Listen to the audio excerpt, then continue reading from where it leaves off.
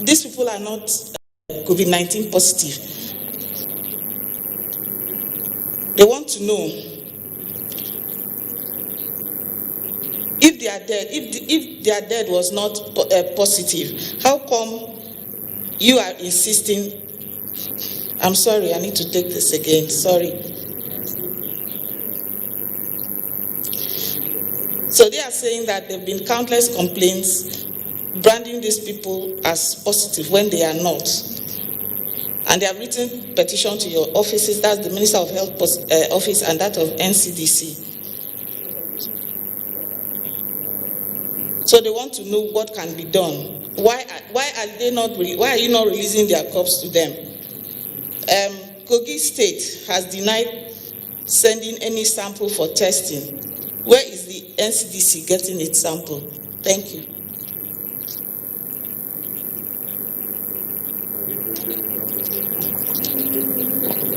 Good afternoon, all. My name is Friday Okerigbe. I'm a reporter with Channels TV.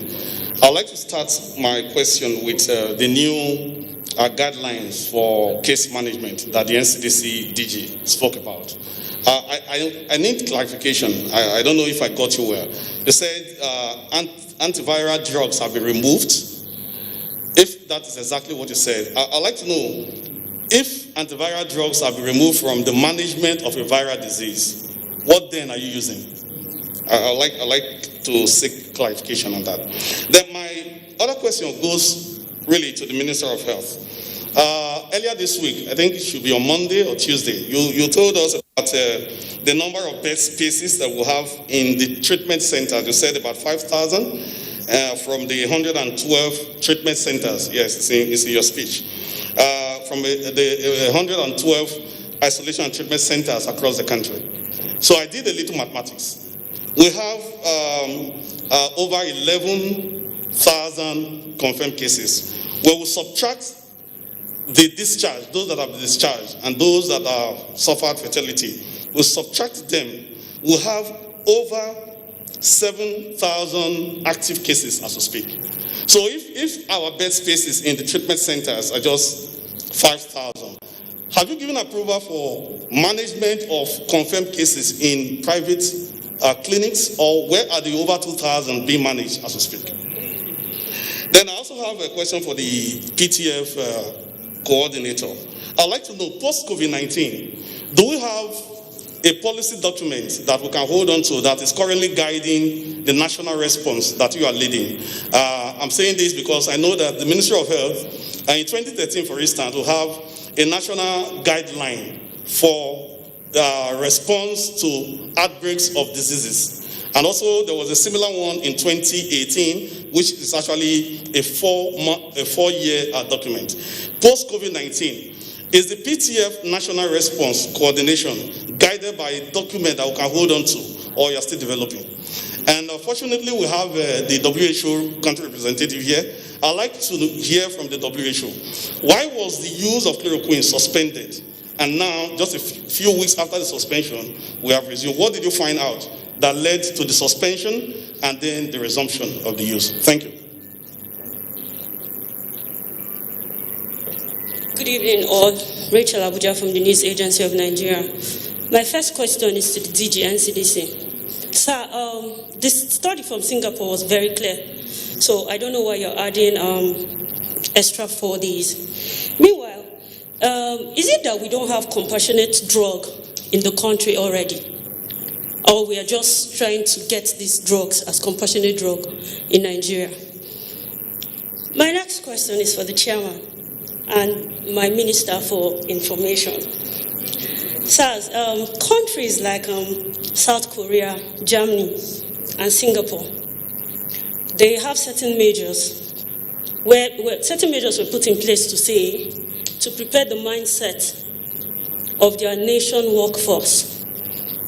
It's called productivity readiness, to say.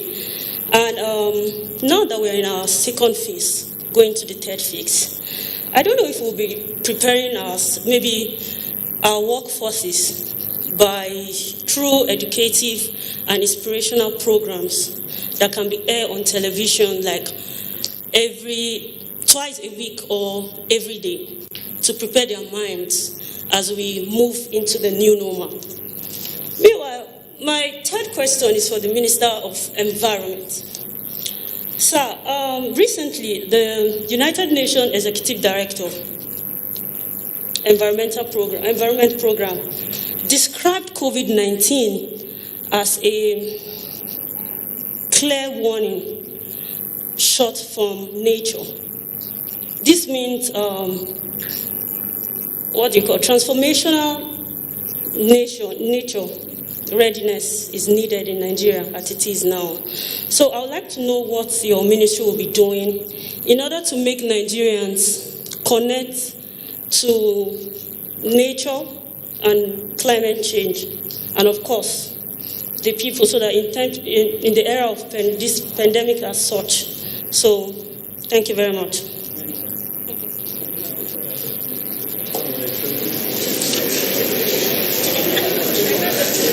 Good evening, the SGF ministers, DG and CDC, my colleagues. My name is Rahila Lassa and I report for Voice of Nigeria. My question is for the SGF, and I want to know what the government is doing about the transport sector, because with the reduction in the number of passengers taken by public transport, the transport fare has doubled or more than doubled. So I don't know if the federal government is putting something in place to cushion the effect of COVID-19 on the public. Thank you. Good evening, Chairman and members of the Presidential Task Force and Nigerians at home. My name is Mitaire Ikben. I report for the NTA. I want to ask the SGF or the National Coordinator of the PTF. Now that the PTF is cascading the national response down to the subnational level, what are the plans for building the capacities of the state government? And who will fund the response? Will there be any assistance in terms of funding to the state governments for facilitating the response to the pandemic at the state levels? And for the Minister of Environment, what is the update on decontamination across the nation? For the DG of the NCDC, I want to ask, what are you doing to identify asymptomatic patients, since they present no symptoms and they probably walk around not knowing that they have the virus? Thank you.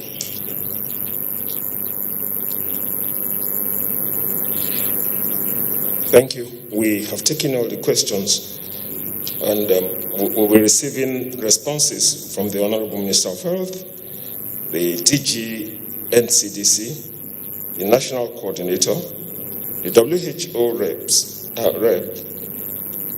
Then we'll then take from the Honorable Minister of Environment, Honorable Minister of Information and Culture, before the Chairman wraps it up. Let's begin with the Minister of Health.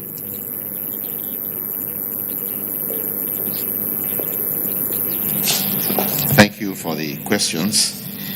Some of them appear to be related. If I understood Juliana properly, because you have to do your question 2 times, you are talking about those who are positive but say that they are negative.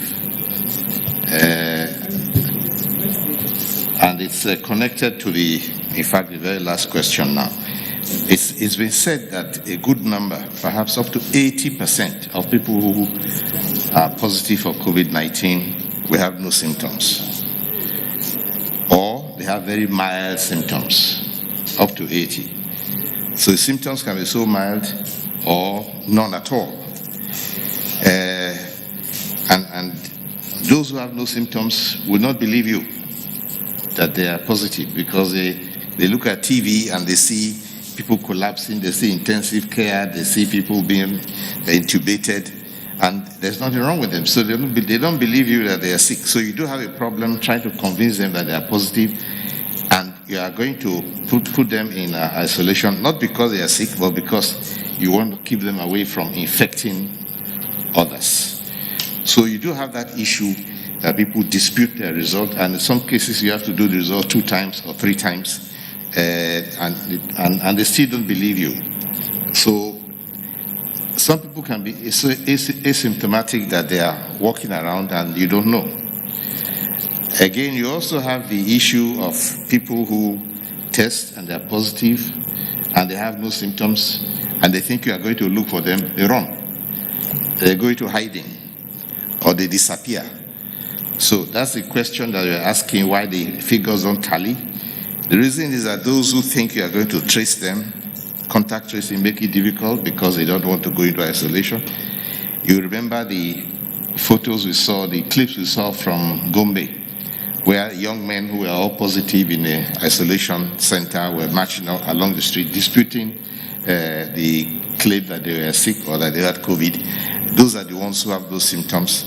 So you do have quite a very strange and odd picture presentation of this disease. Also, we say that the very old people will likely lose their lives, but there's also a report of a 103-year-old woman, 103, who had COVID-19 and survived. So you do have some who will survive, and also very young people who pass away. Then you have a picture of those who look very well, and then suddenly their condition changes. Within a day or 2, the next thing you hear, they're in distress, and before they rush to the hospital, it's late. So it can change dramatically and very suddenly. So the best thing is to err on the side of caution. Trust your doctor, trust the caregiver, and do what they say you should do, what is good for you, what is best for you, and not try and take your own decision by yourself, because we don't know enough about this disease to be able to be sure that we can take care of it ourselves. So the best thing is to trust your caregiver. Go into a center where you are isolated or where you are in treatment, and until you are told you are okay, then you can leave and go back to your house. So I think that answers all these questions about asymptomatic and isolation. Where are they? The reason is that they are not in the system. Many of them are not there. You can't track them, and that's the reason why we do have cases of community transmission going on.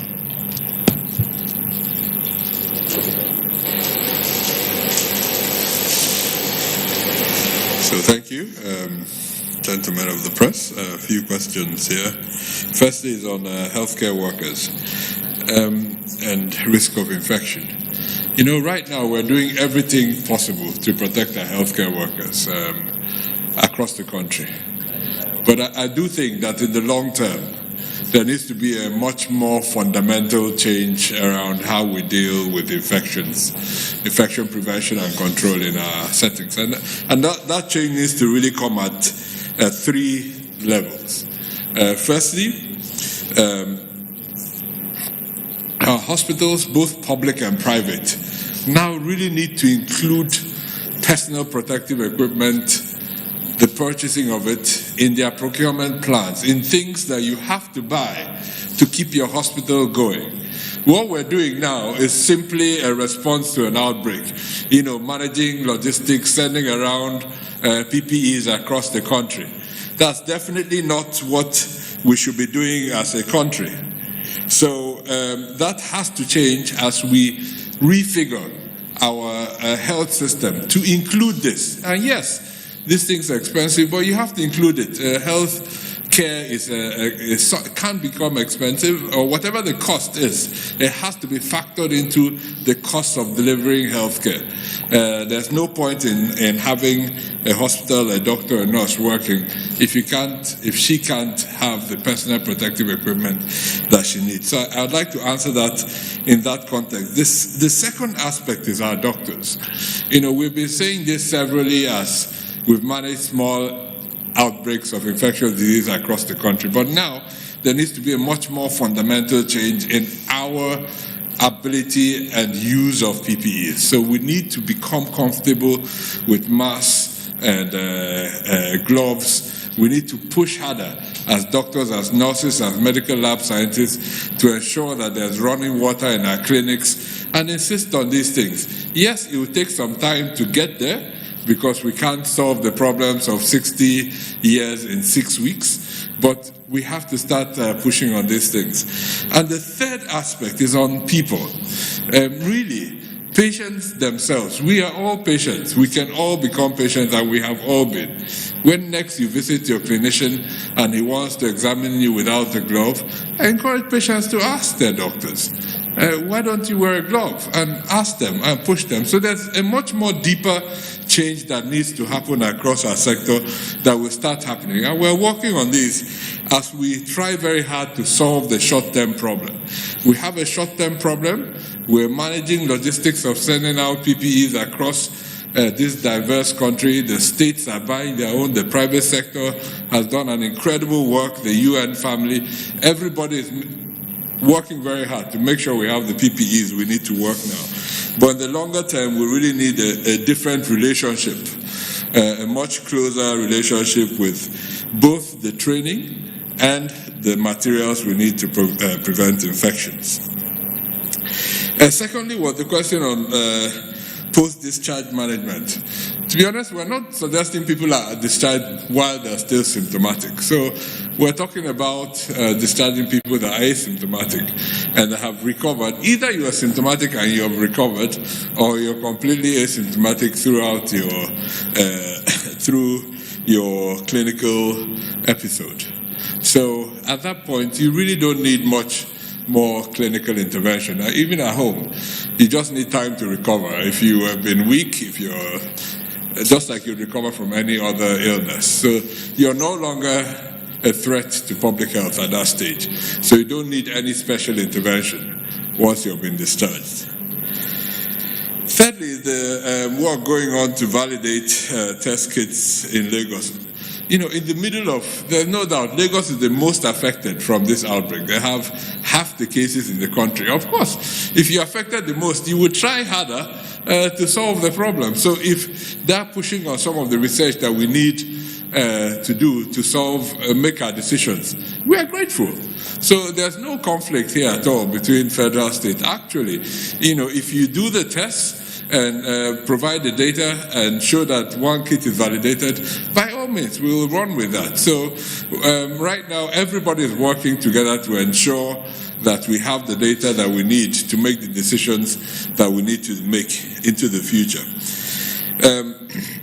On treatment of non-COVID patients, I think the Honorable Minister has answered that. I won't go into the issue around the sample from Kogi. I think we've done enough of that. And there was a question on the antiviral drugs that we've left out of the guidelines. When there's a new disease, and this happens with every new disease, just that sometimes none of them attracts this level of attention, you first reach out for whatever you have. And that is really what we did at the beginning of this outbreak. So we reached out to some, antiviral drugs. One that was in our guidelines previously is the lopinavir-ritonavir combination, which is a drug we use, a combination of medicines we use for HIV. So we look for whatever we have to try. But as evidence emerges and science improves, then we have to start making hard choices. There have been quite a number of studies now that have shown that they don't really improve the outcome of this illness. So we've withdrawn them from the guidelines for management. However, we have kept them within the clinical trials so that we can study and see whether they work or not. And that's really the rational approach to this. So that's really what we have done, and why we continue to do the best we can. Remember, no drug has no side effects. Every drug has side effects, so we always have to balance the good it does with the harm it causes.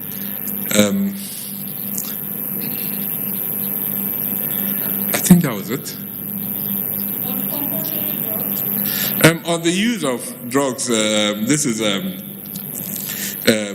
the use of certain medicines is called the compassionate use of certain drugs. The fundamentals are still the same. You have to think that drug works. And sometimes when research is still going on, you say, okay, you can use this drug on compassionate grounds when a patient is, doing very badly, and at that point it really doesn't matter. You're trying something, right? And every clinician has the right to do that. That's a doctor's prerogative.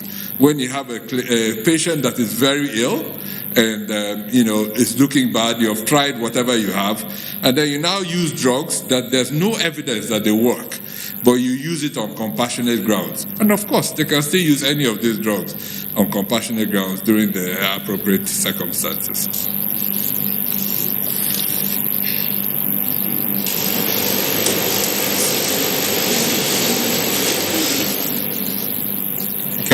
I have a few questions. So the first one has to do with the curfew. Why did we change the timing for the curfew? So, as we all know, coronavirus is a respiratory viral infection. It moves from one person to the other. So, for you to get infected, it needs to move from an infected person to you. So, any measure that will interrupt that transmission, whether it's by putting physical distances between people, or reducing the opportunity of people meeting each other, or putting physical barriers such as masks, or keeping people away such as staying at home, will interrupt that transmission. And once the virus is unable to move from one person to the other, either of two things happen. It's either your immune system gets better and it gets rid of it, or people succumb to it. But whatever is the case, the epidemic stops.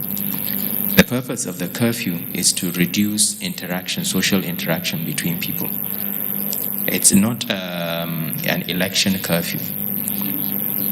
So by maintaining the curfew from 8 p.m. to 6 a.m. initially, we were doing so at the beginning of the pandemic, where we were trying to address a host of issues. We've now moved to the next phase where we've reduced the hours. The 4 a.m. Expiry for the curfew would have been 6 a.m., but we understand there are certain parts of the economy, especially in Lagos, where people have to start getting ready to go to work very early on, which was why we moved the 6 a.m. to 4 a.m. But we moved the 8 p.m. to 10 p.m. In order to allow the economy to continue to move, while at the same time reducing the risk of people congregating for social events, etc., and possibly transmitting the virus. So at the same time, I very much appreciate the issue of domestic violence, the issue of emergencies, and the need for people to move around. And we expect the security services to respect the exemptions we have given. The IG of police has already requested that we write him formally explaining the various exemptions so that this can be forwarded to his men. And we'll be doing so, and will include the issue of emergencies. People should be allowed to get to hospital. If it's an emergency, it's an emergency. We're not zombies. So we expect the security services to be able to take that decision on an individual basis. We don't need to spell out every single emergency situation for the security services to understand that there's that need for movement. I think the only other issue I had was the issue of a national guideline on outbreak of diseases post-COVID. Well, hopefully post-COVID we're not going to have seasonal pandemic situations. At the moment, the guideline we have is sufficient enough to address our issues now. There have been other national pandemic response plans that include plans for influenza, etc. And coronavirus and other emerging infections will be included in that. But for the moment, we are facing what we are facing, and we'll continue to work with all parts of the society to make sure that this pandemic comes under control. Thank you.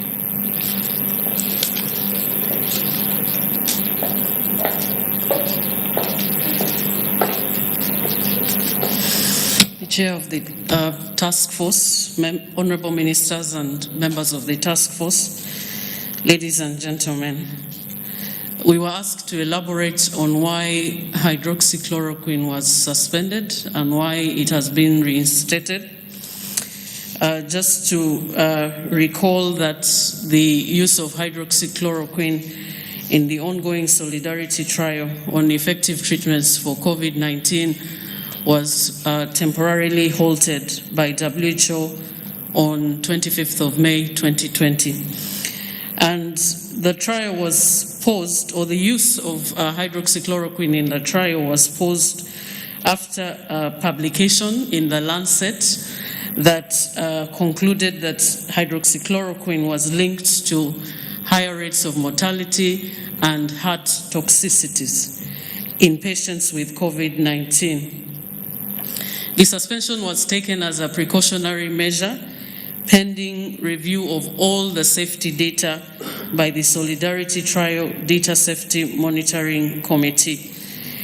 This suspension lasted about 8 days.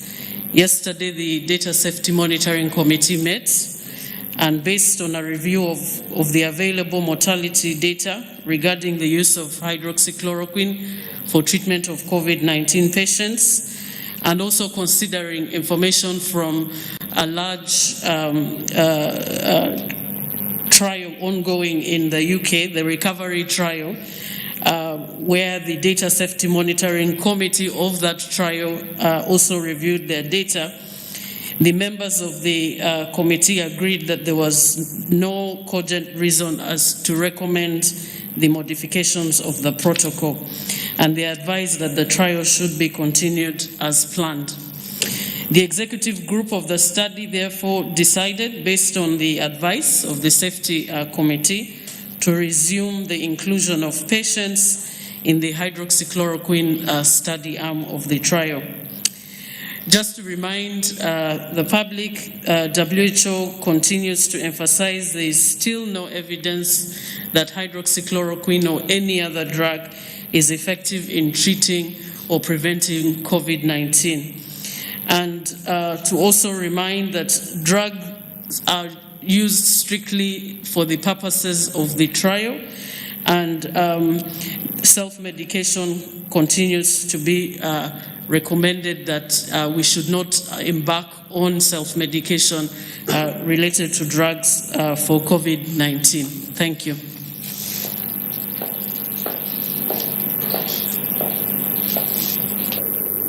Thank you. Honorable Minister of Environment.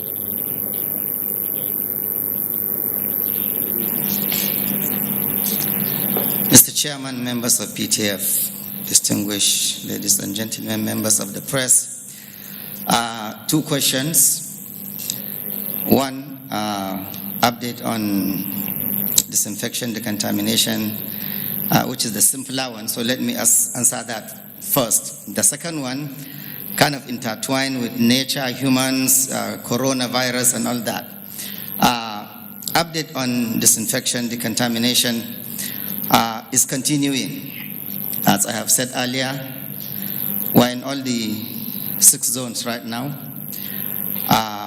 In fact, tomorrow we'll be decontaminating and disinfecting the hotels where the colonies were kept. So we are doing this continuously. Our last sitting with the aviation industry is the critical one because of the nature of the industry. We just finalized that because they have chosen the kind of chemicals that they feel is compatible with their industry because of its nature of safety and security. That is done. We'll be moving on to schools. Last time I told you we have started, is ongoing. We will get a list, an extensive list perhaps, and share it to you in due course. Coronavirus, climate change, nature, people. Are all part of nature. Viruses are part of nature. And viruses can infect animals and infect humans. And coronavirus is said to be zoonotic, meaning it can traverse between animals and people. And research has shown, perhaps it came from bats or from pangolins. It's not unusual because bats also carry rabies. The same thing with dogs and foxes. And people go close to animals all the time. How it got to the first index or whatever, nobody knows how. But they are all part of nature. Climate change. We aggravated the issue of climate change, humans, because the world from the beginning was in perfect harmony with itself, balance. Land, water, air, amount of chemicals in the atmosphere in the correct proportion. Well, industrialization aggravated the situation, and now we are fighting the climate issue, trying to stabilize it. Coronavirus also, we know, in terms of nature again, in hot temperatures, high humidity, in the presence of UV, that sunlight doesn't do well. Again, interaction between nature and corona, and then us. So what do we do? How do you resolve this? Right now, the best thing for us as humans is, one, to continue the effort of stabilizing the climate. That's being part of the climate action.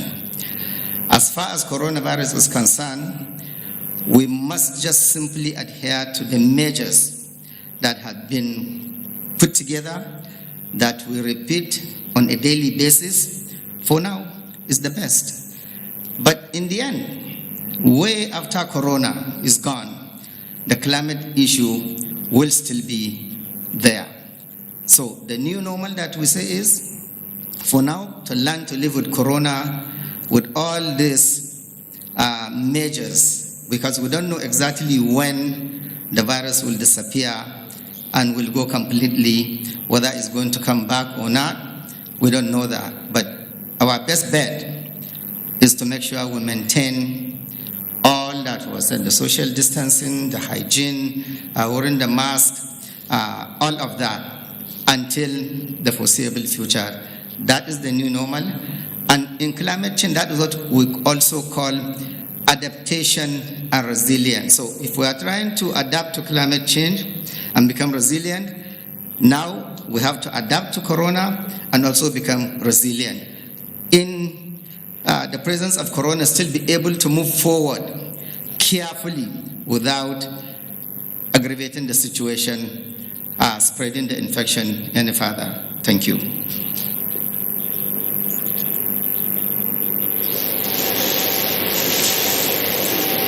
Honourable Minister, Information and Culture.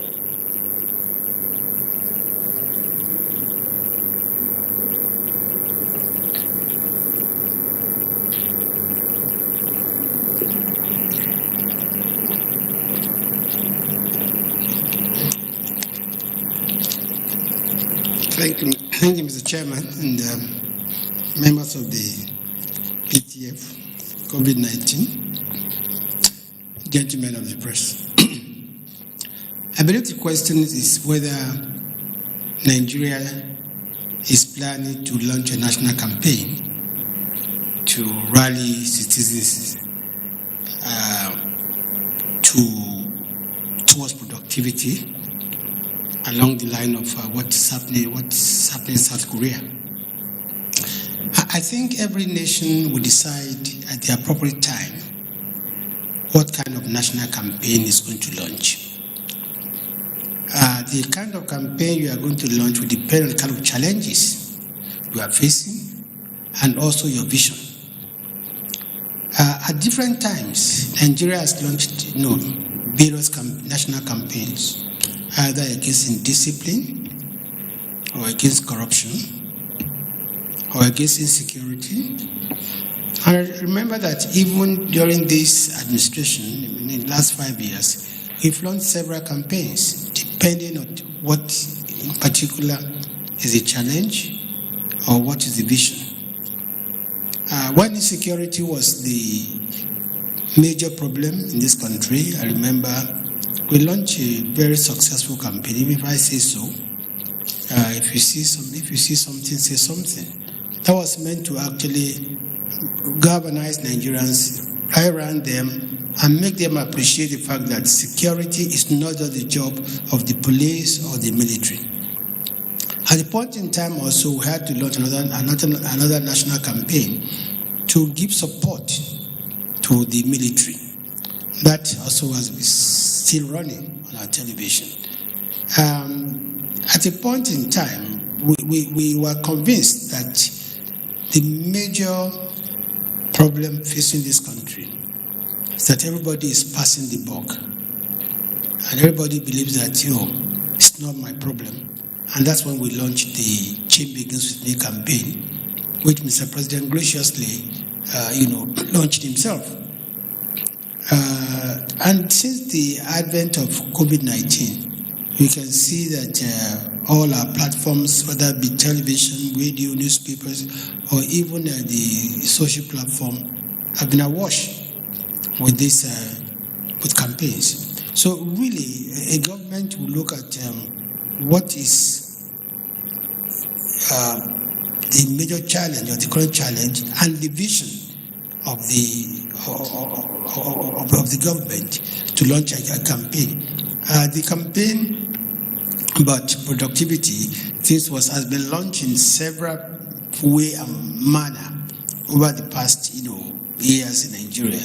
And all I can assure you is that we'll watch and see what are our challenges and what are our visions, and we'll launch national campaigns that is going to embrace people, the whole nation. As a matter of fact, even during the last administration, when we found that fake news was the biggest challenge, and it's probably still the bigger challenge we are facing today, we launched a national campaign against fake news, which took us to most newspaper, radio, television houses, and we sought and obtained their support. So really, it's not a one-off thing. You look at the temperature of the country, you look at what you are facing and where you are going, and you launch appropriate campaigns. Thank you very much.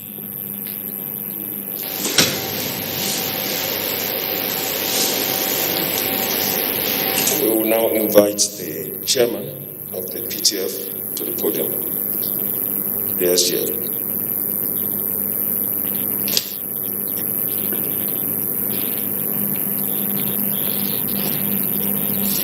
Thank you so much. I thought most of the questions have been taken. But there was one that had to, from AIT, I think it had to deal with evacuation. We just suspended the evacuation process because we are in placing a new protocol.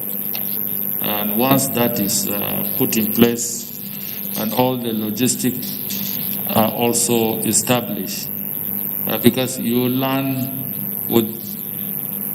from experiences and through processes. At least we've received different evacuations now with a different protocol. We've seen the gaps, we've seen the challenges, and because of the evolving nature of COVID-19 in itself, as a virus and as a pandemic, protocols are changing all over the world. So we are putting in place a new protocol.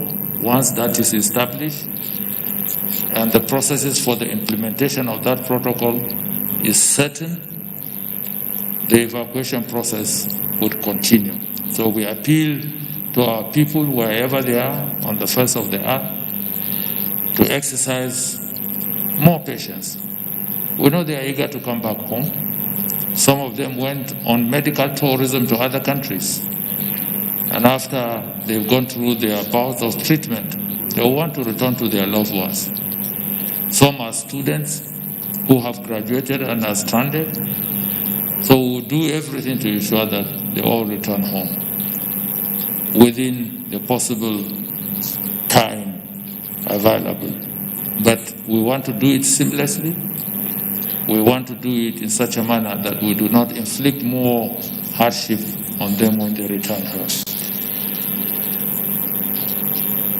Rachel, new normal, preparing the workforce.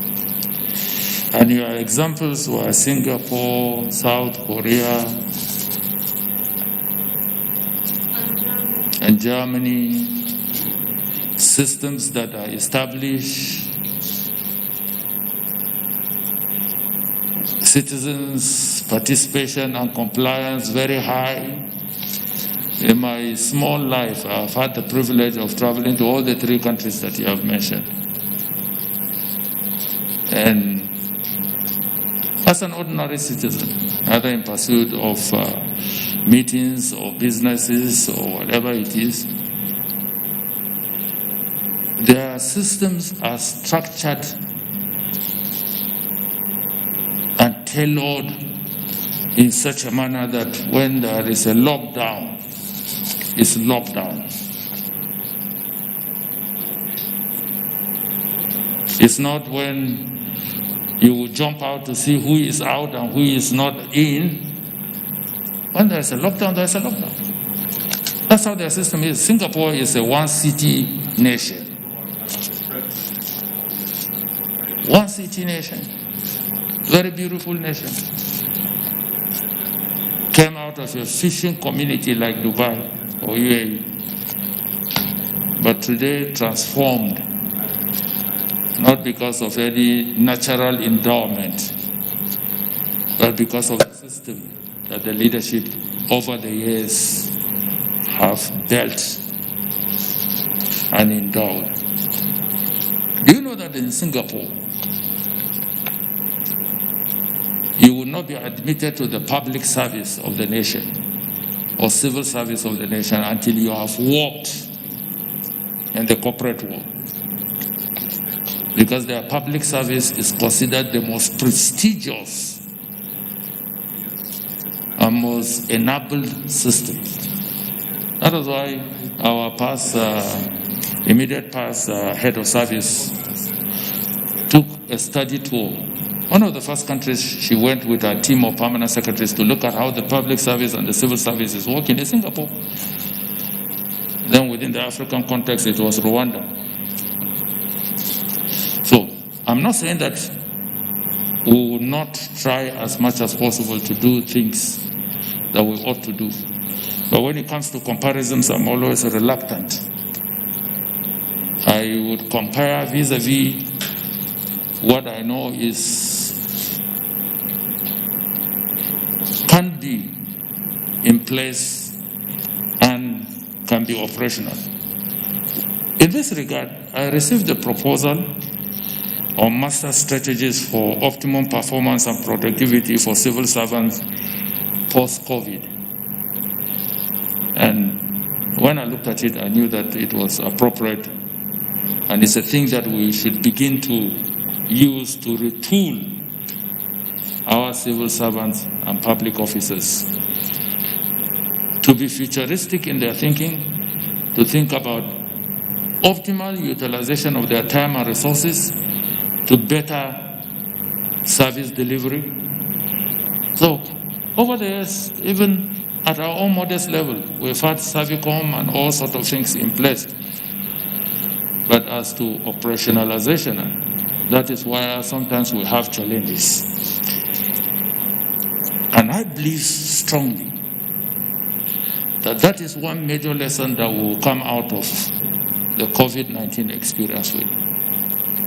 Because what it has done to us as a people and as a nation, and it has done to the entire world, is that it has exposed the weaknesses of every facet of our systems.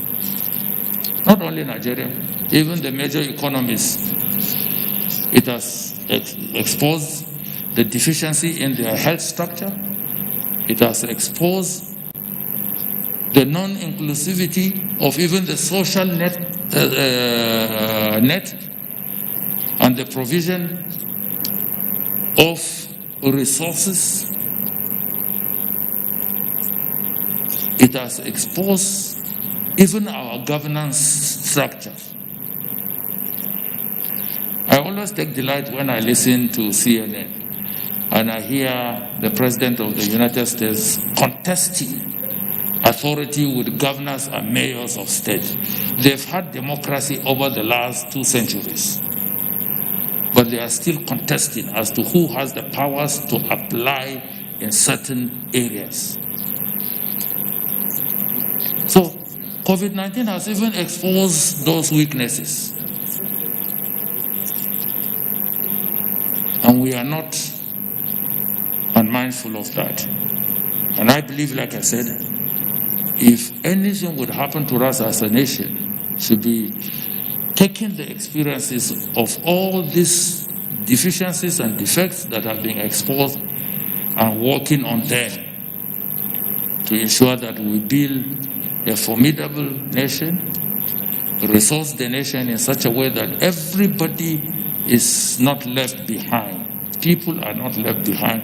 So the matters of inclusivity, the matters of making sure that we drag and make sure that the ultimate goal of government is to provide for the security and the well-being of the people. And I believe in the past, like the Minister for Information said, we have in place a lot of things. But how responsive have we been to those things as Nigerians? The latest is the one by the National Orientation Agency, Change Begins With Me. A lot of Nigerians believe that change is a Buhari's slogan, and that he is the champion of change, and he is the one that will drive the change process. But the message of the National Orientation Agency says that it begins with each and every one of us. So what are you doing to create that change environment? I think that is something that we need to continue to look at. The transport you asked what will happen to the transport sector, because the passenger load has been reduced now. As a result, there is a hike in the prices. That is part of the problem that the entire world will be confronted with. Because of COVID-19 now, everything is in turmoil. Flying after COVID-19 will be one of the most expensive ventures, because if you are going to maintain social distancing, it means that what happens to the capacity of the aircraft has been built in such a way to accommodate 100 passengers. If you maintain social distancing, it will come, the capacity might come to about 50%. It will burn the same fuel, it will operate with the same crew, it will consume the same consumables. Who pays for the extra? So there's going to be a turmoil in the economy of the world. Nigeria, no exception.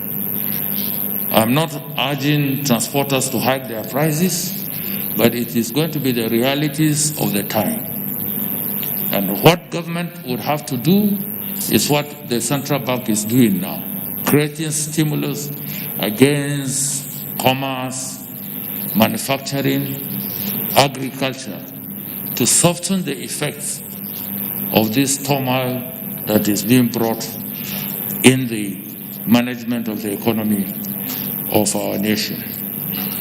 The last question has to deal with, now that we are ceding the management of the response, I think it was Mitare that asked that question.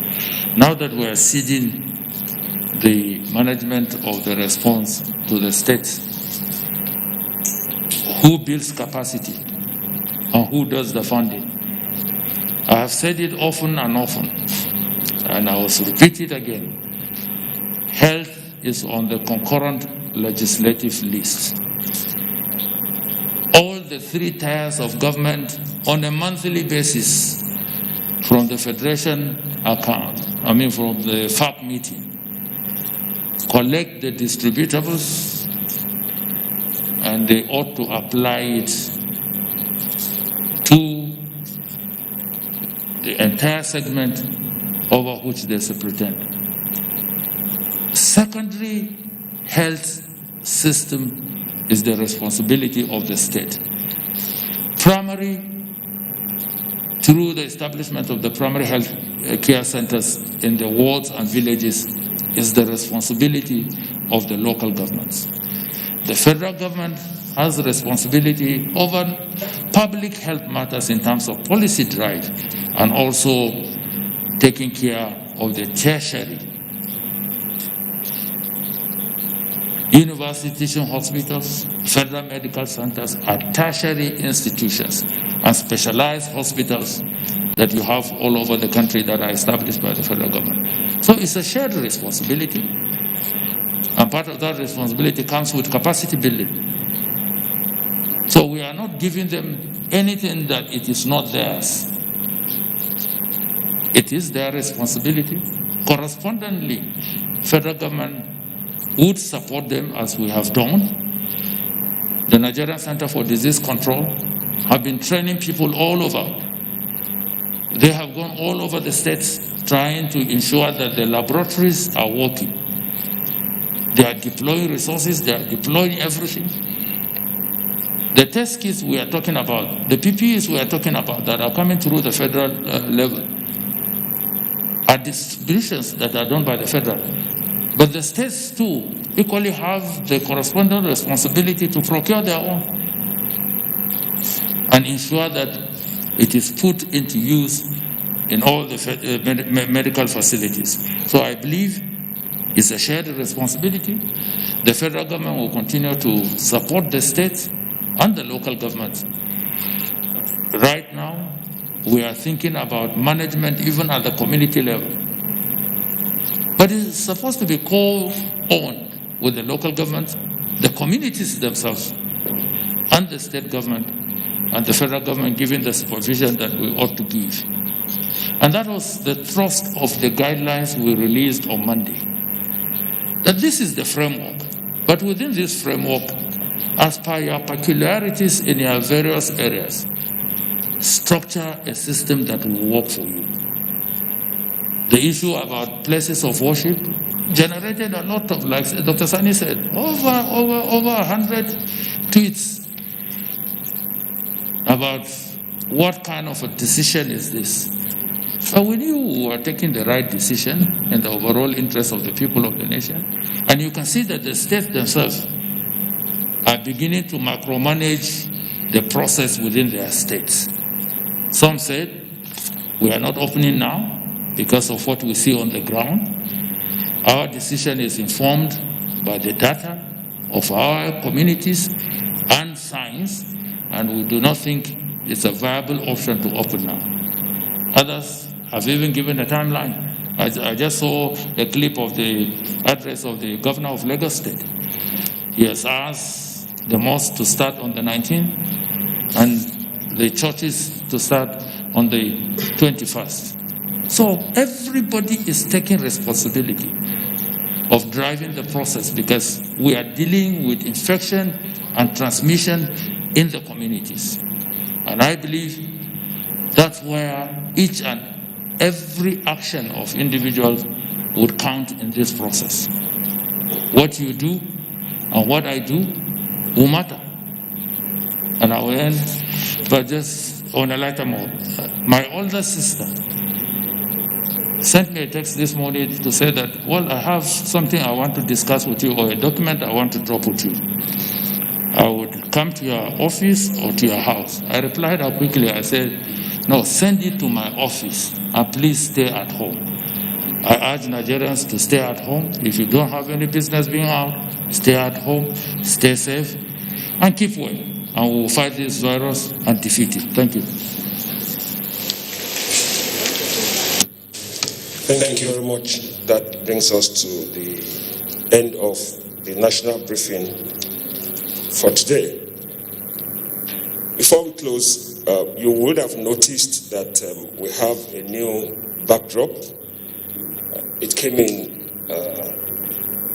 earlier in the week, but today we want to acknowledge Mr. Patrick Otoro and friends that donated this as part of their social responsibility. We thank you very much, and we urge all the Nigerians to rise up to do something for the nation, for the people, for your community. Also behind me, you will find some signs. They came out of the signage factory of the Federal Road Safety Corps. They are delivering messages to Nigerians. We urge agencies, organizations that wish to have such signs to look inward, patronize the Federal Road Safety Corps, the signage factory, to produce this type of signs for your offices, for markets, for all public spaces. Well, a number of messages have come out of today's briefing. We'll focus today on the citizen in particular. As we continue to engage states in risk communication and community ownership, the time has come for the citizen to cooperate in contact tracing, testing, detection, and isolation. Let us be prepared to go into isolation when the result is positive. Do not go underground. Let us be responsive to policies and campaigns initiated by government. It is for the good of our nation. And as we cross the 11,000 mark, it is critical for us to break the chain of transmission to prevent further spread. Remember to wear your mask properly, not on your chin, not on the side of your face. Observe all non-pharmaceutical measures prescribed. Do not pick and choose. Now this is to the whole nation. Please, some people are peddling contract papers. As has been said by the national coordinator, the PTF is not a procuring entity. It has not awarded, neither will it award any contract. If they offer you papers, contract papers to buy, alert the security agencies. They are fake papers and they are out to defraud you. God bless Nigeria. We hope to see you tomorrow by the grace of God. Thank you very much. I'm used to seeing our friends. We hope to see you on Monday by the grace of God.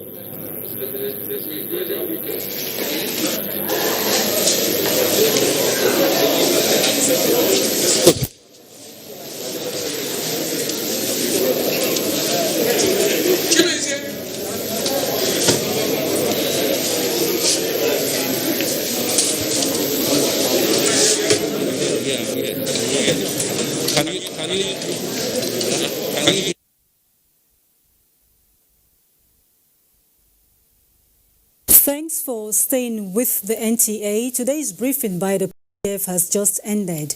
Before we continue with the news, let's rejoin Mitaire at the conference room of the SGF's office, venue of the daily briefing on COVID-19. Mitaire, the PTF has been looking into curbing the rate of COVID-19 infection at community level. I'm told you have the Minister of Information on standby. Could he speak to the issue of improved sensitization at community level?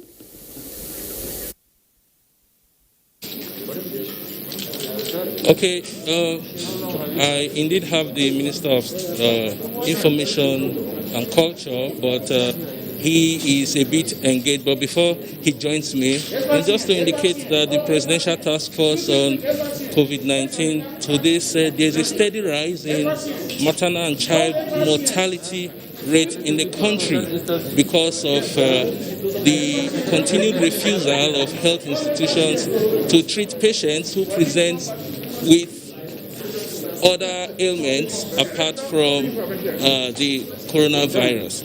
And so this is because of the fear of health workers that some of these patients could present with coronavirus. And so this is resulting to that increase in maternal and child mortality. So the PTF continues to appeal to health institutions to attend to other health concerns apart from the coronavirus. Now I have the Minister of Information and Culture joining me right now, Alhaji Lai Mohammed. Honorable Minister of Information, now that the Presidential Task Force is cascading the management of the pandemic down to the state levels. What is the plan for community sensitization, for risk communication, and adaptation to the various guidelines for this phase? I think we must be very clear. I don't think the PTF is actually abdicating its responsibility to anybody. But all we are doing is that we continue to provide leadership, continue to provide guidance. But there are certain issues that are better or best handled at state, local government level. That's what the government, the task force is doing in the latest guidelines. However, it struck at a very important point, which is risk communication and community management of communication. It's actually very, very important. You see, as of today, there's no known vaccine or medicine for COVID-19. So all we need to do, the only option left to us is the non-pharmaceutical intervention, which is wash your hands, keep social distancing, avoid mass gatherings, ensure that your hygiene regime is regular and it's okay. And this is where communication comes in. All this revolves around communication. But community involvement is key, because until and when the community takes possession and ownership in this fight, then we will not be as successful as we wish to be, as we wish. This is why we are asking the governors, in particular, to carry along the traditional leaders, the faith leaders, the various market women leaders, transport unions, all the major stakeholders in the state. You see, we cannot from Abuja here do this. For instance, each state has its own peculiarity. But the governor who has campaigned for election clearly understands the various constituencies that he needs to appeal to, whether it be the traditional rulers, churches, markets, mosques, motor parks, students, youth organizations, even what I call ethnic organizations in that state. And believe me, the success of this fight would depend largely on how we're able to enlist all the stakeholders. The National Orientation Agency, of course, is doing its own bit in the area of advocacy. But then, it is very important that the governors, the local government chairman, take ownership of this. What NO is doing right now, that as the only organization in Nigeria, charged with the responsibility of social mobilization, and with presence in all the 774 local governments, they are working with all the state governments, all the local governments to drive this. But they need more to integrate into a single team. And that is all those, you see, there's so many different people, that are preaching the same same language, the same message. But it would take the governors of the states and the chairman of the government to will them together into one single response. Thank you.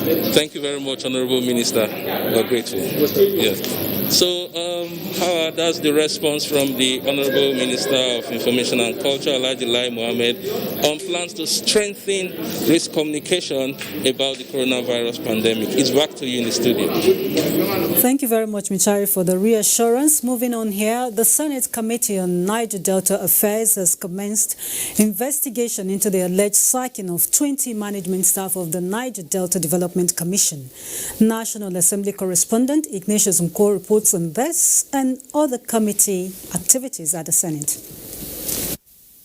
On Tuesday, 12th of May 2020, the Senate mandated its Committee on Niger Delta Development Commission to investigate the alleged sacking of 20 management staff of the Commission. 23 days after the investigation is on, the Federal Civil Service Commission and the legal team of the sacked staff were summoned for submissions.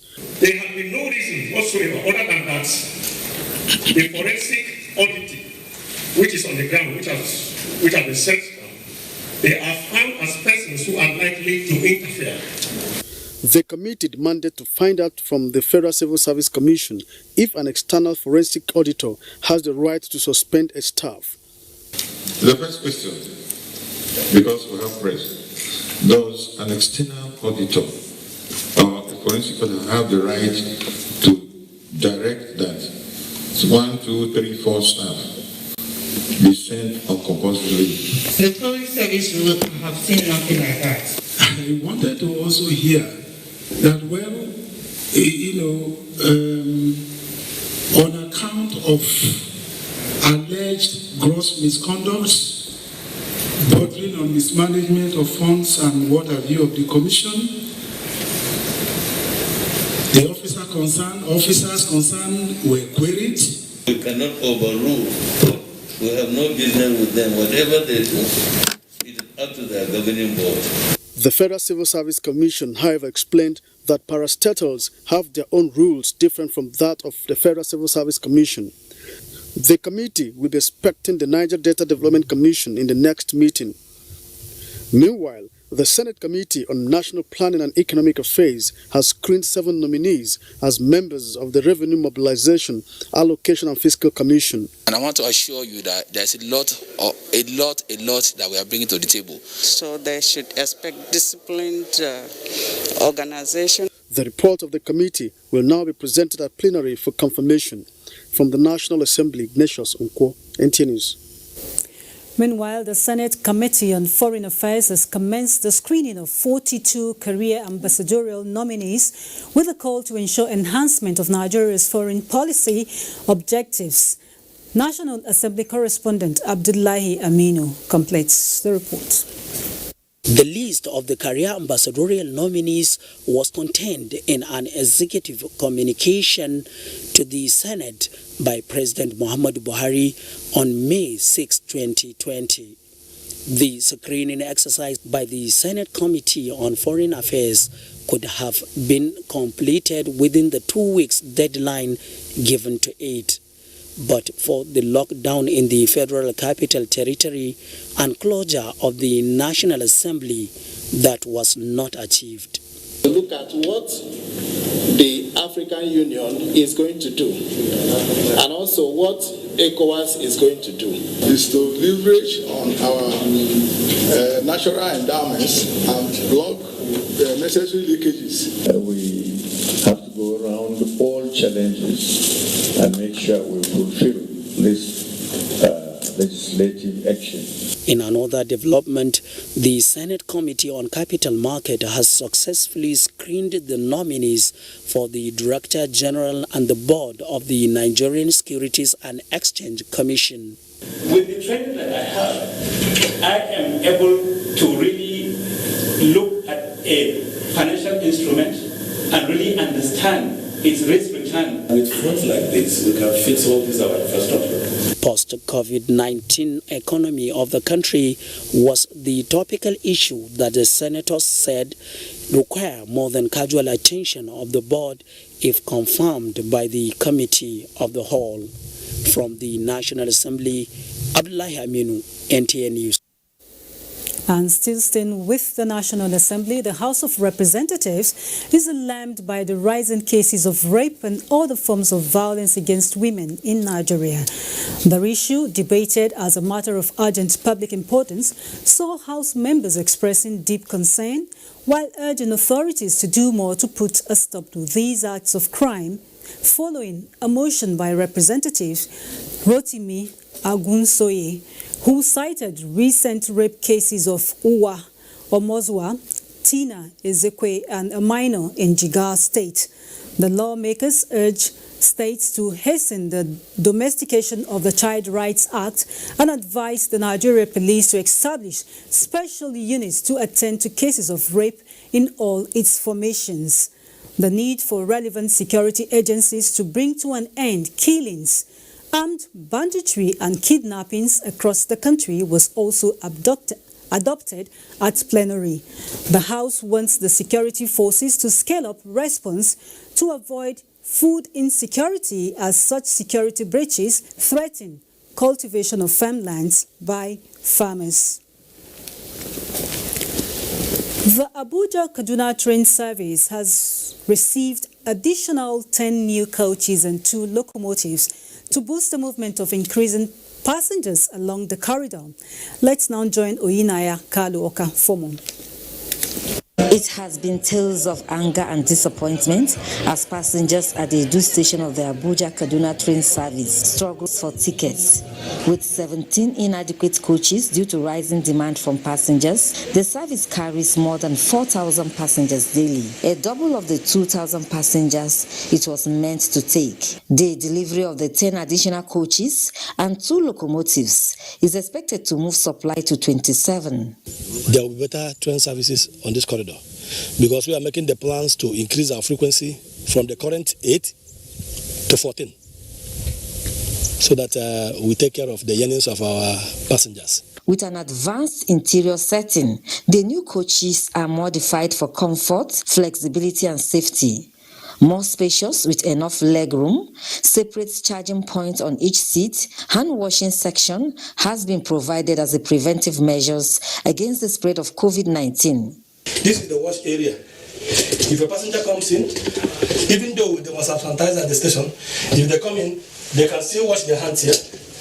We're going to put soap here. They can still wash their hands here before going to their seats. Similarly, test running of the new coaches has kicked off at the Lagos-Ibadan train service. The trains are expected to be deployed for use when federal government lifts the ban on interstate movement. Oyinaya Kaloka, NTA News. And in a related development, Director General, Nigeria Civil Aviation Authority, Captain Musa Nuhu, has listed 5 airports that will be allowed to commence domestic operations on June 21st. A communication by the NCAA to flight operators states that the Murtala Mohammed International Airport, Lagos, Nnamdi Azikiwe International Airport, Abuja, the Omogwa International Airport, Port Harcourt, Malam Aminu Kano International Airport, Kanu, as well as the Sam Mbakwe Airport, Owerri, now have approval to commence operation. According to the letter, other airports will be added gradually after a review and assessment. All flights to any of the airports outside the 5 approved to open shall comply with the existing COVID-19 protocols for approval. The NCAA boss emphasized that the closure of Nigerian airports to international flights will continue until the date of resumption is announced. Emergency and essential flights are exempted from the restriction and shall comply with the existing COVID-19 protocols for approvals. Suleiman in Kaduna is next in line.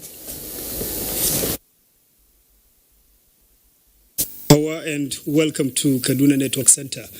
Jigawa State Government has handed over to their parents and guardians more than 1,300 Almajiri pupils earlier repatriated from the neighboring states in the wake of coronavirus pandemic.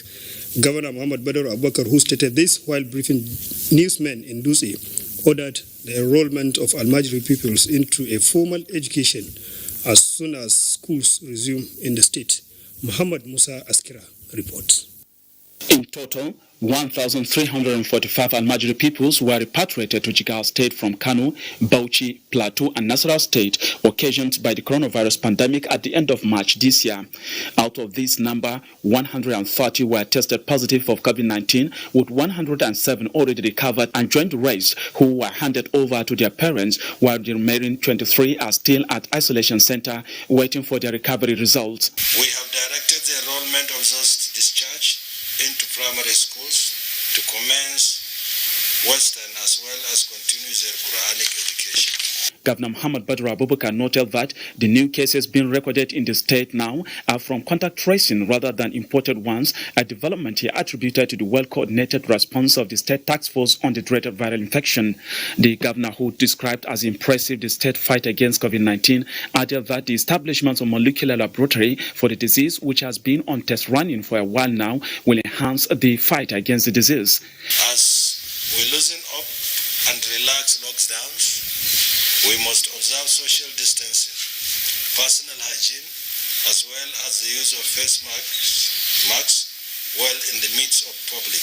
To ensure that community transmission of the disease is not witnessed in the state, the governor has again extended the work-from-home order by 2 weeks, even as the lockdown order was lifted on most of the places affected. From Dutse, Muhammad Musa Askira, NTA News. And Zazzau Emirate Council in Kaduna State has organized sensitization on coronavirus for district heads with a view to promoting adherence to COVID-19 safety protocol. Emir of Zazzau and Chairman Kaduna State Council of Emirs and Chiefs Alhaji Shehu Idris reminded participants of the need to take the campaign to the grassroots as a way of containing community spread. Mudashuru Aliu's report is here presented.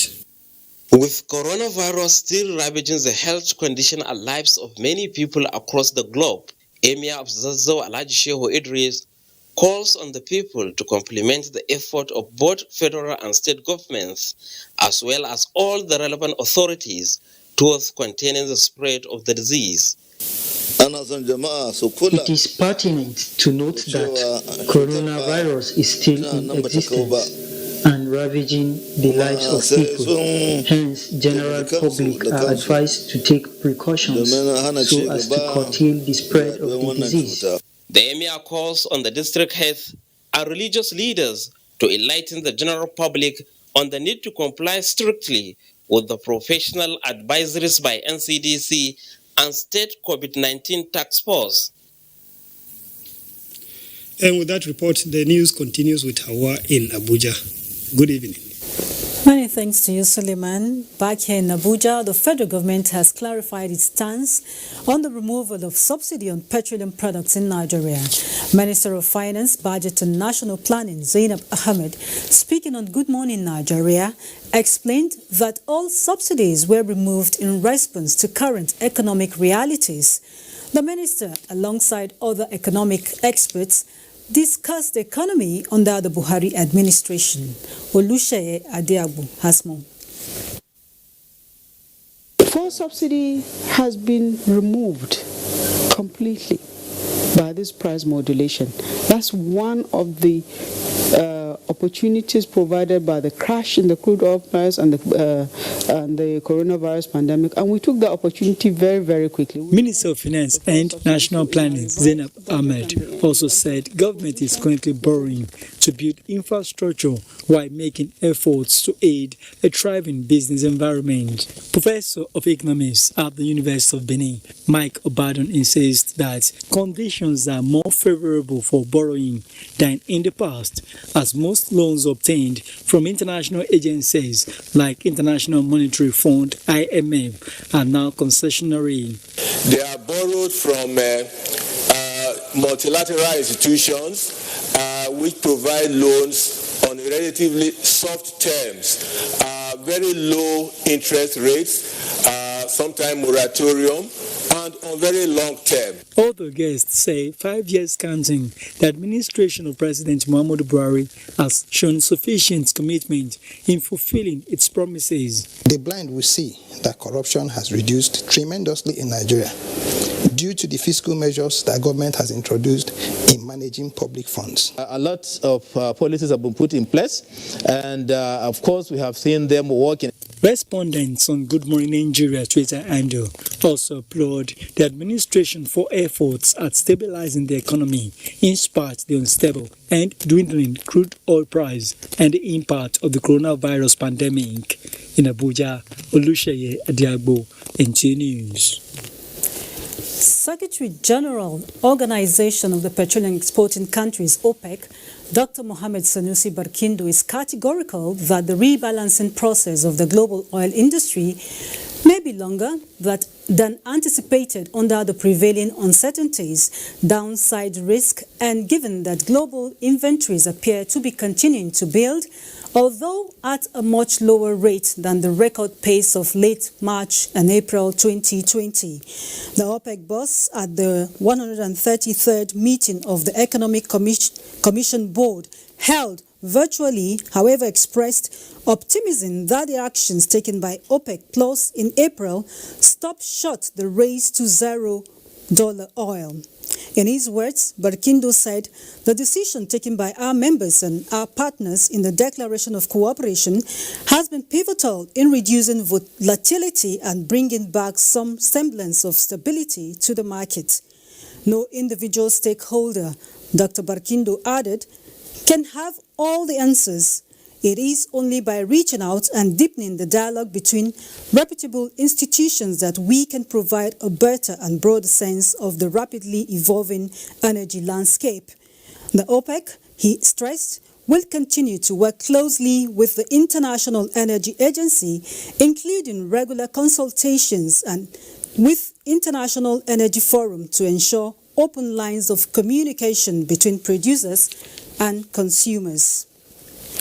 And Ibadan is where we go next with Kemi as our guide. Hello, Kemi. And welcome to Ibadan. Park management system is one of the reforms conceived and implemented to sanitize the activity of public transport management in Oyo State. Dayo Gushola in this report takes a look at the new measures, its challenges and benefits.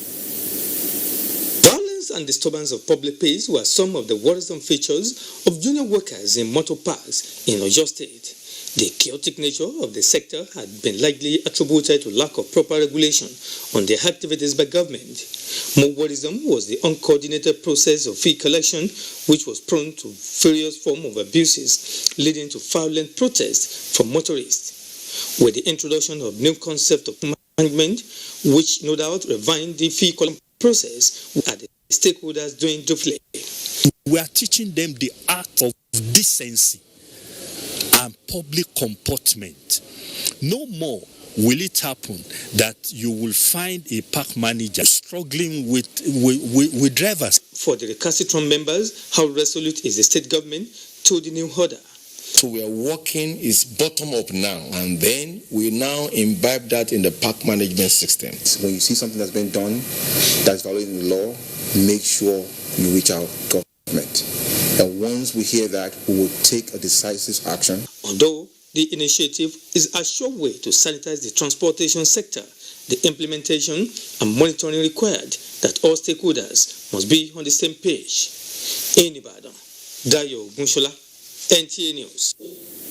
The Presidential Task Force on COVID-19 has pledged to support Ogun State with funds for management of the pandemic in the state. Executive Director, National Primary Health Care Board, Dr. Faisal Shaib, who led a team of the Task Force on Assessment throughout to the state, made the pledge during a meeting with the state governor. Adeni Taiwo completes the report. Apart from recording the index case of COVID-19 in the country of February 27, Ogun State, with about 280 confirmed cases, is one of the states worst hit by the virus. How well the virus is being managed in the state, which shares boundary with Lagos, the epicenter of the virus, and international border with Benin Republic, is of major concern to the federal government, therefore necessitating this visit by a team from the Presidential Task Force on COVID-19, led by the Executive Director, National Primary Health Care Board, Dr. Faisal Shaib. We're going through a process of adjusting the 2020 budget, and we're looking at how we get resources to support the states, because a lot of the states have budgetary constraints, and some succor will be coming to the state. We have started with community engagement in having different activities to further reinforce to our people that are going to the PHCs as going to the patent store. The team was later taken on an assessment tour of isolation centers and other facilities used for the management of COVID-19 in the state. In Abuja, Adini Taiwo, NTA News. And that's it from here. It's back to you, Hawa. Thank you, Kemi. We sincerely apologize for the unsteady pictures from our Ibadan Network Center. The Nigerians in Diaspora Commission has engaged the Embassy of Lebanon over the continued detention of 10 Nigerians. Abubakar Usman Akwanga reports that the Director General of NITCAM, Abike Dabiri Erewa, during a visit to the Lebanese embassy in Nigeria, opened fresh discussions on labor relations between unskilled Nigerians and Lebanese citizens. The visit was necessitated by speculations making the round on the detention and molestation of Nigerians in Lebanon and efforts to secure the release of the 10 Nigerians deboarded from an earlier flight from Lebanon to Nigeria. Abike Dabire Irewa says NITCOM is concerned over the security and welfare of Nigerians in Lebanon and thereafter sought for mutually beneficial terms of labor and the safety of Nigerian citizens. The ambassador said the issue of even the workers' permit needs to be properly looked into. Agents are there collecting money, making money, and not seeing to the welfare of these people that are going to work there. So our ambassador in Lebanon has done very well, and we thank the Lebanese ambassador for the steps they've taken, and we hope that we'll put a stop to all this issue of Nigerian girls being treated anyhow in Lebanon. Lebanese ambassador to Nigeria disclosed that the deportation of 59 Nigerians was facilitated and sponsored by Lebanese community in Nigeria and assures of the safe return of the remaining 10 as soon as they are cleared of allegations of criminal acts. The reason was that there are cases against them, pending cases. So we couldn't clear them because of the short time that we were acting through. We were not able to bring them, clear them to get on the flight. The ambassador promised to investigate cases of alleged human rights abuses on Nigerians by Lebanese and also work on improving best international tenets that will improve diplomatic ties between both countries. In Abuja, Abubakar Usman Akwanga, NTA News. Learning from successes in the recently implemented Special Works project in the 8 states from the 6 geopolitical zones of the country, the federal government has expanded its job creation program to all 774 local government areas in Nigeria. The National Directorate of Employment, NDE, will be implementing this project as part of government's intervention to rebuild the nation's economy post-COVID-19. Onengie Finefish reports. Federal Government Special Public Works Project is initiated by President Muhammadu Buhari to cater for unemployed youths at the grassroots. A total of 54 billion naira is earmarked for the program. 1,000 Nigerians and 3 supervisors from each of the 774 local government areas of the country will benefit from the program. The fact that we did the 40,000 across 8 states as a pilot study, the way we did it, Mr. President was so impressed. He said, okay, why not cover the whole 774 local governments? And this is the basis of what we are trying to do now. Beneficiaries will receive the sum of 20,000 naira each, while supervisors will get 50,000 naira each for a period of 3 months. To you or to me, 60,000 naira is nothing. But for somebody living in a rural area, he can use that if he's a farmer to buy water pumping machine or maybe to start their own businesses. That's the essence. So as far as I'm concerned, given 774,000 young men and women that are unemployed without any formal education, a job, it will go a long way. The program is designed to provide maintenance for federal, state and local government facilities and the environment. In Abuja, Onengie Fineface, NTA News. We'll now take you to our Maiduguri Network Center with Abubakar as our guide. Hello, Abubakar. Hello, Hawa. It's really good to see you, and thank you for joining us. Borno State Governor Professor Babagana Umara Zulum has reiterated his administration's determination to ensure the lives of the citizenry are protected for the achievement of a peaceful society.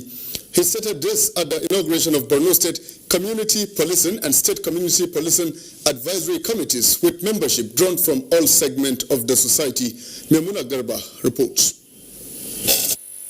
Represented by his deputy, Umar Usman Kadapur, said the state is willing to cooperate with the Nigerian police to create an enabling environment for the security personnel to work in harmony with various members of the communities in which they operate. This initiative should not doubt go a long way in reducing the rate of crime, especially Boko Haram insurgency, which requires more robust community effort along with law enforcement agency to contain.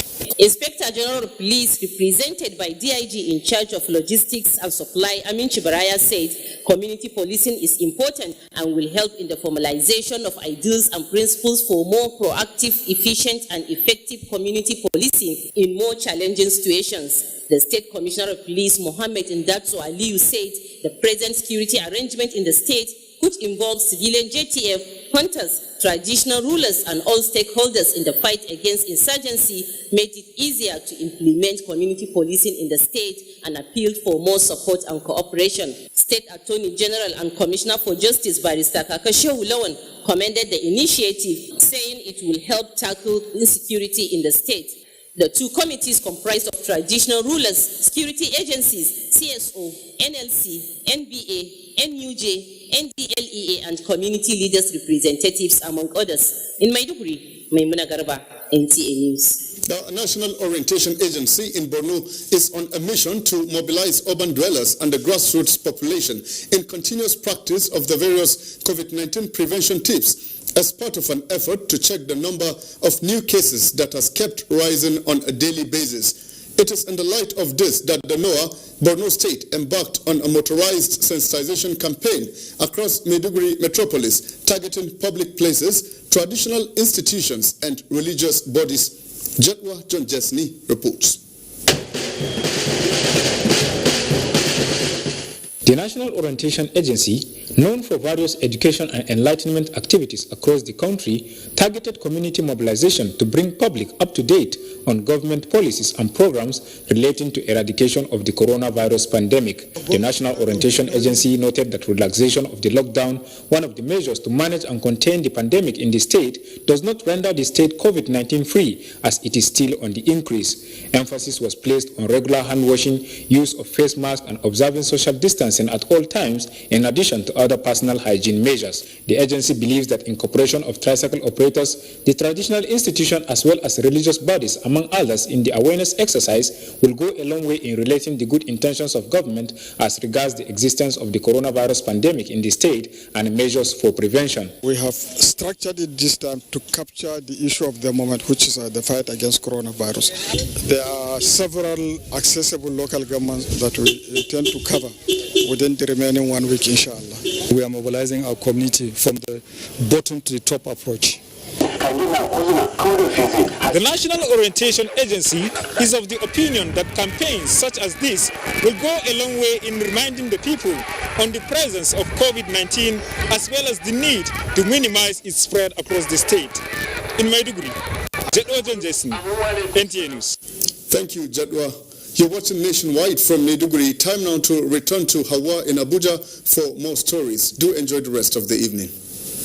Very well, Abubakar. And moving on, a meeting of Attorneys General of the Federation in the 36 states with heads of courts and that of the FCT has resolved to create a working platform that will ensure improvement in the nation's justice system.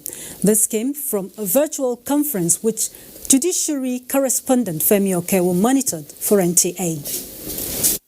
Even before now, reforms have been an integral part of Nigeria's justice system.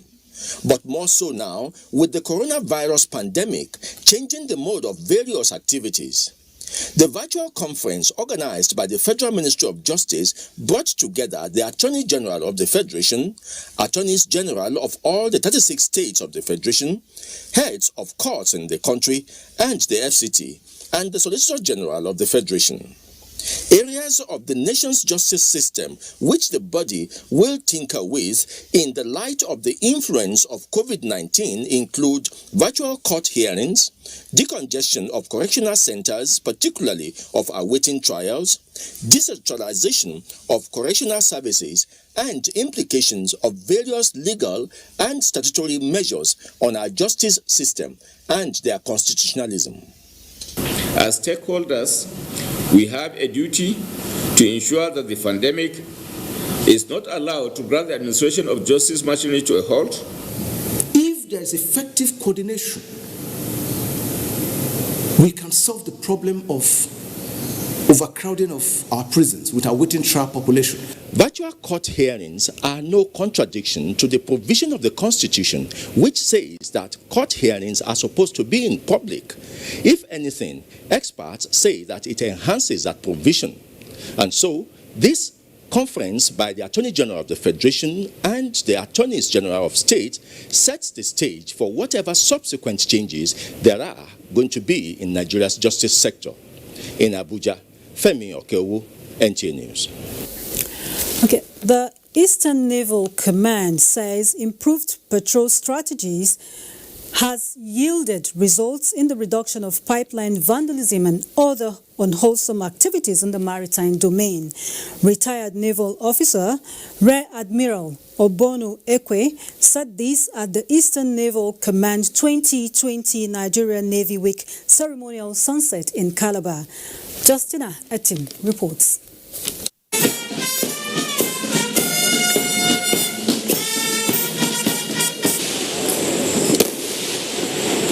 These are highlights of the 2020 Nigerian Navy Week ceremonial sunset marked by the Eastern Naval Command. Though ceremonial sunsets are usually elaborate, this year's ceremony witnessed a skeletal parade due to the COVID-19 pandemic. Speakers at the event recount numerous achievements of the command which have facilitated maritime security and economic prosperity in the country. Your efforts led to the arrest of numerous vessels, persons, and seizure of petroleum products, as well as metric tons of crude oil. Officers of the command are also charged on professionalism and integrity, as well as teamwork to move the Eastern Naval Command forward. Part of activities for the Nigerian Navy Week were the distribution of palliatives and personal protective equipment to officers to prevent the spread of COVID-19. In Calabar, Justina Etam, NTA News. We'll take another break now. More reports when we return. 25th February 2020, Nigeria. It is real. It is a nightmare. It is killing people all over the world. It is COVID-19. Compliance with the various states in Nigeria, the current measures will flatten the curves. Shutting down is not an act of wickedness, but an act to save lives. Stay home, stay safe. Observe social distance. Always put on a face mask while leaving your house. Make sure you are on a tricycle alone. Cars and buses cannot carry more than half their passengers. Always remember to wash your hands. Together, we will defeat COVID-19. This message is brought to you by the National Orientation Agency, Nigerian Film Corporation, powering possibilities.